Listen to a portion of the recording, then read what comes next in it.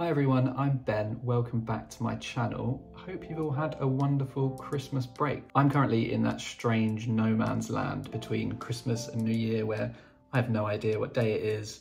I have no idea what a healthy meal looks like. And I'm just feeling very overindulged and tired, which is a privilege, but it does not make for a particularly perky Ben. It's been mine and Matt's first Christmas as a married couple and the first Christmas that we have spent together. So it's meant a lot of travelling as we've gone over to Essex to see my family and South Wales to see his family. And then we've come home and had some friends visit who are over for a very brief period from the US, which has all been lovely, but I'm so exhausted now and I'm looking forward to a couple of days of doing nothing except maybe reading before I go back to work in the new year. Anyway, for my final video of 2022, I wanted to share with you a bit of a Christmas ho-ho haul of books that I've acquired and given over the Christmas period. So I've got one book that I gave as a gift, 3 books that I received, and then 5 books that I've acquired myself because I clearly don't signal to my friends and family, give me books for Christmas enough. So we'll get right into it with the book that I gave to Matt as a present, which is Neil Gaiman's The Ocean at the End of the Lane. It's got a really stunning cover. This edition is lovely. The reason I gave this is not actually because Matt's a particular Neil Gaiman lover, but one of my presents to Matt was some theatre tickets for the stage show of The Ocean at the End of the Lane, which showed in London earlier this year, I think, and we really wanted to go, but didn't manage to make it work. But it's going on a national tour and will be in Bristol in the summer, so I nabbed 2 tickets and that was my present, which I sort of tucked into the front of the book. Let's read the blurb and see what it's about. This is what he remembers as he sits by the ocean at the end of the lane. A dead man on the backseat of the car and warm milk at the farmhouse. An ancient little girl and an old woman who saw the moon being made.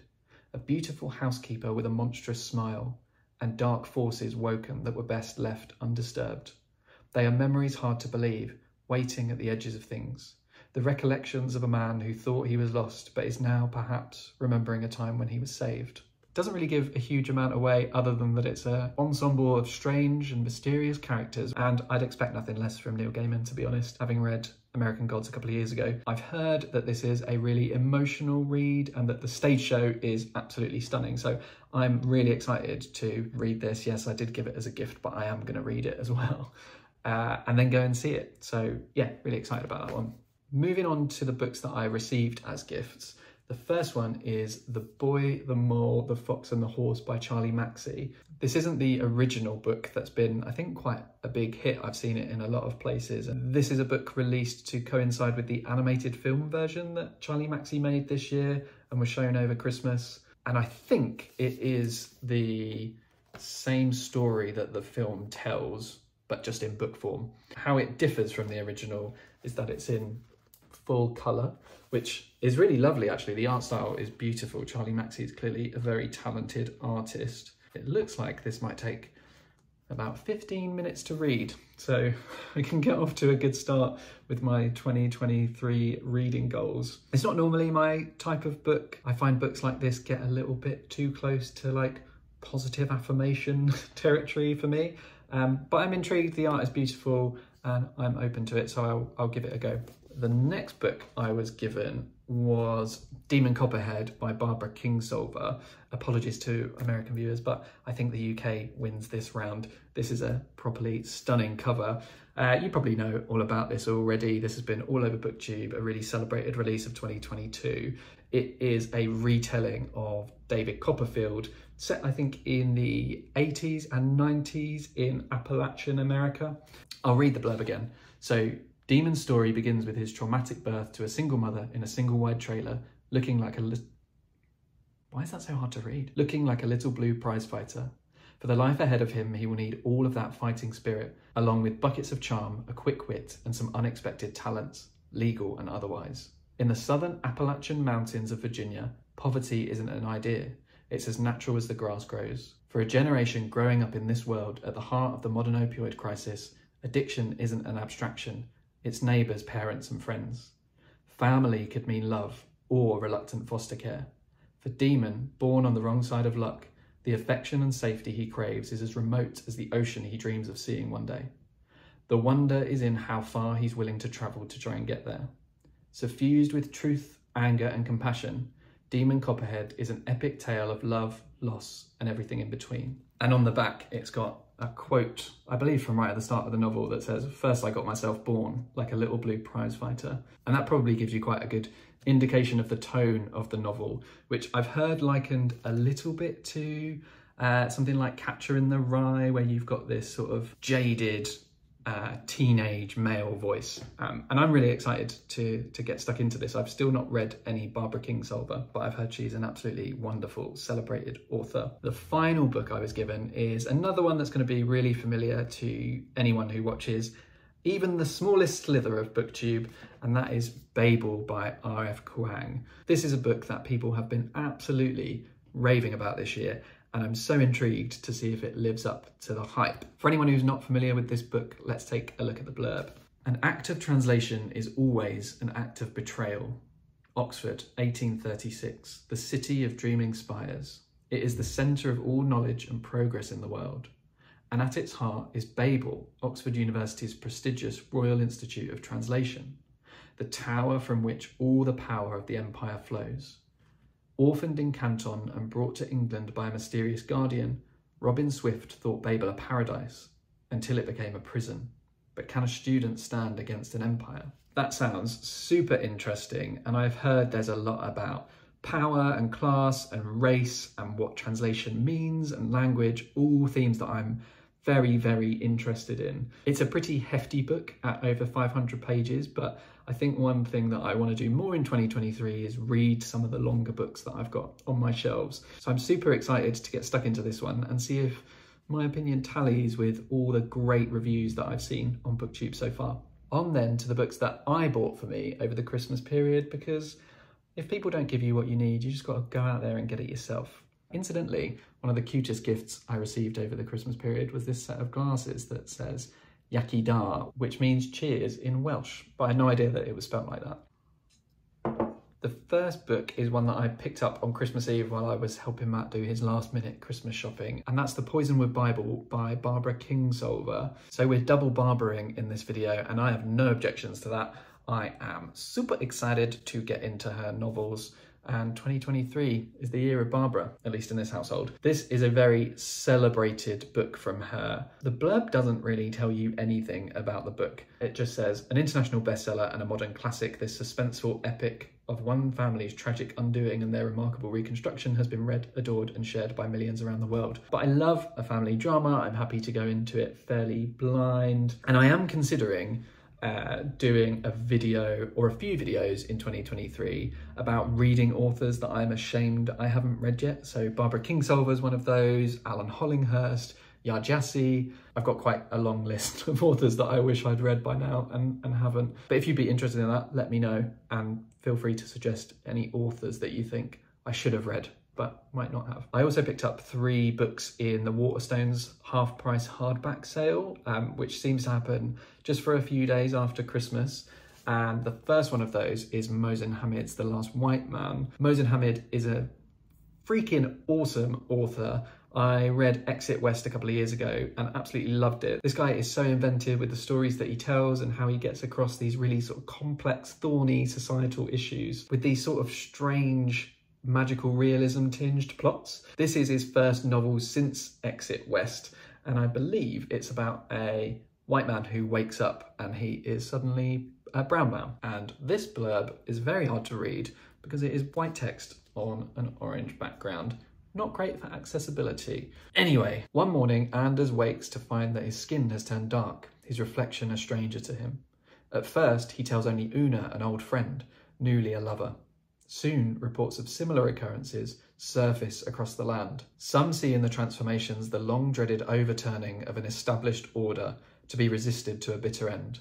In many, like Anders' father and Una's mother, a sense of profound loss wars with profound love. As the bond between Anders and Una deepens, change takes on a different shading, a chance to see each other face to face anew. So a really interesting premise, and one that I am sure he will do brilliantly well. It's sadly under 200 pages and there's not too many words on each of those pages. So I kind of wish it was longer because he's a really good author and I'd love to spend a bit more time in the worlds that he creates. Oh, it's also signed, which is lovely.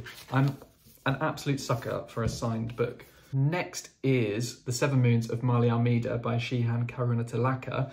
This is not shortlisted. This is a winner of the Booker Prize. It won earlier this year. Also, gorgeous cover. This is one that when the long list of the Booker Prize was announced, I wasn't too interested in it, but more and more people have been reading this and raving about it. And obviously it won the prize, so it's doing something right. And I decided it was finally time to give in and pick it up. Karunatilaka is a Sri Lankan author, and I believe this talks a lot about Sri Lankan identity and politics and the Sri Lankan civil wars. I have to admit, I read A Passage North, maybe last year?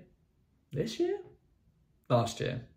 I think it was last year, which also touched on the Sri Lankan civil wars, but I didn't really enjoy that too much, I'm afraid. But the reason I didn't enjoy it, I think, was it just had paragraphs that were like pages and pages long. And when I turn the page and I just see a whole page just blocked out with text, no dialogue, no breaks, no paragraphs, it just fills me with dread. This one definitely has paragraphs, which I'm very pleased to see. Anyway, let's look at the blurb.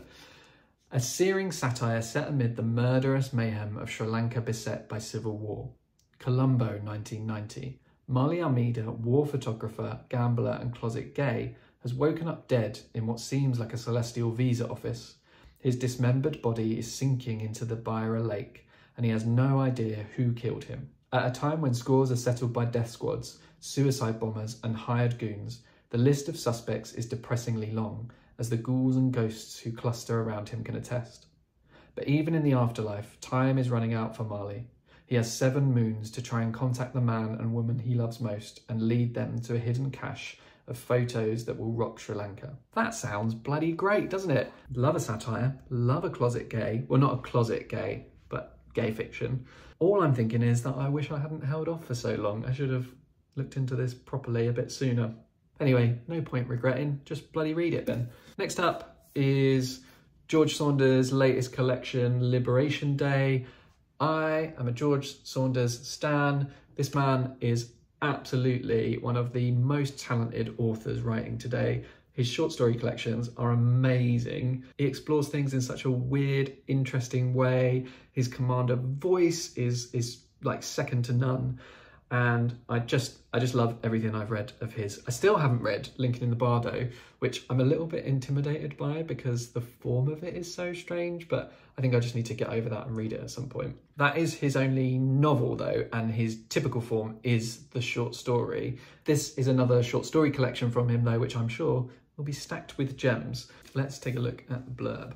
The best short story writer in English, and that bit's a quote from Time magazine, is back with a masterful collection that explores power, ethics and justice and cuts to the very heart of what it means to live in a community with our fellow humans. In a hell-themed section of an underground amusement park, a lonely man is confronted with everything he has taken for granted about his reality. On Mother's Day, 2 women who love the same man come to an existential reckoning in the middle of a hailstorm. An old man, brainwashed and deployed as a political protester for hire, struggles to remember who he used to be. In this collection of prismatic, deeply resonant stories that encompass joy and despair, oppression and revolution, bizarre fantasy and brutal reality, Saunders' wickedly funny and clear-eyed prose reaffirms him as one of the greatest living storytellers. See, that's what I just said. This is also a signed copy, which, yes, I'm obsessed with them. How many stories are in here? 9 stories, 9 opportunities for George Saunders to blow my tiny little mind. Once again, very excited about this one. Not sure if you can tell. Finally, this wasn't in the Waterstones sale. It was just part of a chance visit to Foyles the other day, but it is Sheena Patel's I'm a Fan. And this is a limited edition copy because I'm a Fan won Foyles Fiction Book of the Year this year. It's a really lovely thing that Foyles do actually. They have their shortlist for the Fiction Book of the Year, and the winner always gets some limited print run that's quite special, limited to 1,000 copies, and typically has some sort of gold foiling. So books like On Earth We're Briefly Gorgeous won a few years ago, Real Life by Brandon Taylor, and I think last year Assembly by Natasha Brown also won. So they do pick some like really special books. This is one that I'd seen in a few places, but I wasn't really that interested in it. I don't know why. The form factor is quite unusual, and it made me think that maybe this was going to be some strange experimental book that might be a bit too much for me. But from reviews I've seen on BookTube, on Goodreads, in The Guardian, they've all said that it's like a really fantastic book that's searingly funny. And I'm on board for searingly funny. But I'll read the blurb and we'll find out a bit more about what it's about. A single speaker uses the story of their experience in a seemingly unequal, unfaithful relationship as a prism through which to examine the complicated hold we have on one another. With a clear and unforgiving eye, the narrator unpicks the behaviour of all involved, herself included, and makes startling connections between the power struggles at the heart of human relationships and those of the wider world, in turn offering a devastating critique of access, social media, patriarchal heteronormative relationships, and our cultural obsession with status and how that status is conveyed. In her incendiary debut, Sheena Patel announces herself as a writer capable of rendering a range of emotions and visceral experiences on the page. Sex, violence, politics, tenderness, humour. Patel handles them all with both originality and dexterity of voice. So that was a mouthful. There are some really long sentences on that blurb, and I found it weirdly hard to read. It sounds like it explores some themes that I really enjoy in books, so I am intrigued to read this. I'm not like fully excited, but I've only heard good things, so I'm sure it is great. I'm a fan. Well, I'm not yet, but hopefully I will be. So that's a wrap on this video and on 2022, which is kind of crazy. I will be back in 2023 with more videos. If you enjoyed this one, please give it a like. If you want to see more of my stuff next year, then now's a really good time to subscribe to my channel, and let me know if you received any really good book gifts this year in the comments. So until next year, toodles.